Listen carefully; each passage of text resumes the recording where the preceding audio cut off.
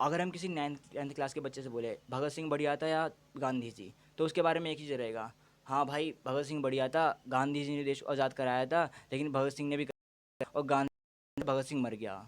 कुछ ऐसी ऐसी बातें रहती हैं बच्चों के अंदर। अगर पूछ ले, कई को तो पता भी नहीं होता, अगर पूछा भगत सिंह कौन था, हाँ ये कोई था जो फ्रीडम फाइटर में हमने पढ़ रखा, या गांधी में। दोनों की बात को समझे ना, तो हमें भ्रमित कर दिया गया है।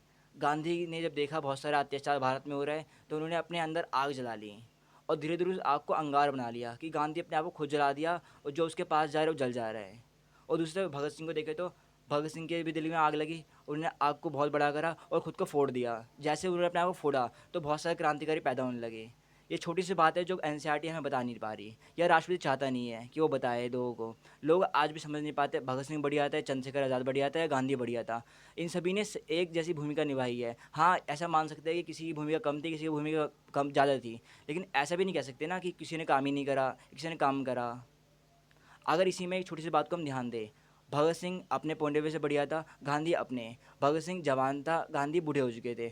अब एक बूढ़े व्यक्ति से तुम ये आशा कर रहे हो कि वो तलवार लेके आया लड़ाई करे, तो ऐसा हो नहीं सकता ना। अगर मैं आपसे ही पूछूं, आपके घर परिवार में ऐसा कौन सा व्यक्ति था जिसने क्रांति के लिए अपनी भूमिका निभाई थी?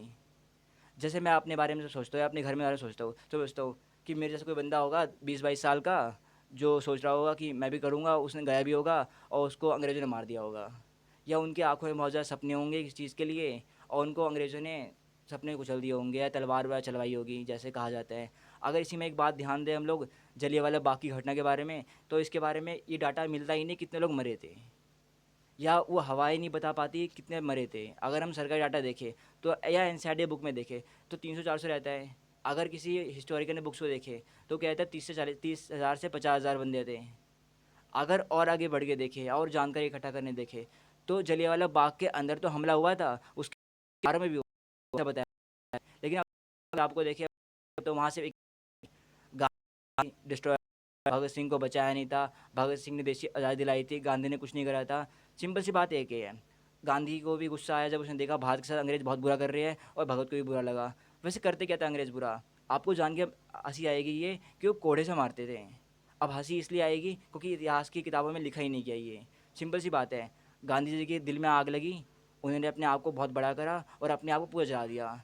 उसने अपनी आग को इतना बढ़ा लिया गांधी जी ने कि जो उनके सामने आ रहा है वो जल जा रहा है। और जब भगत सिंह के दिल में आग लगी, तो उन्हें लग रहा था कि क्या ही होगा, कैसे होगा, तो उन्होंने अपने आप को अंदर जो आग थी उसे फोड़ दिया, मतलब अपने आप को कुर्बान कर दिया। और उनके कुर्बान जहाँ जहाँ छिट्टे निकले, वहाँ से नए नए क्रांतिकारी पैदा हो गए। इससे ये छोटी सी कहानी के फॉर्म में हम अपने स्कूल के जो बच्चे होते हैं उन्हें सिखा सकते हैं कि क्या गलत है क्या सही है, ना कि उनका ब्रेन वॉश करे कि गांधी की वजह से भगत मरा था, भगत की वजह से गांधी मरा था। गांधी ने अपनी आग को जलाया और अपने आप को मशाल बना दिया, और भगत ने अपने आप को विस्फोट कर दिया और बहुत सारे क्रांतिकारी पैदा कर दिए। ये छोटी सी बात है, लेकिन हमारे देश के राष्ट्रपति अपने 340 कमरे के अंदर बैठे रहेंगे और वहीं से मज़े लेंगे, जैसे कि देख ही नहीं रहे हैं। आप ये मान सकते हैं, आप भी कह सकते हैं, या फिर भारत के राष्ट्रपति कहना उतना उचित नहीं है, लेकिन प्रेसिडेंट ऑफ इंडिया कहना ज़्यादा उचित है, क्योंकि वो प्रेसिडेंट का रोल निभा रहे हैं। वो भारत के राष्ट्रपिता होते या राष्ट्रपति होते, तो देखते भारत की अवस्था और बाहर निकल के आते कि कुछ बोलते हैं।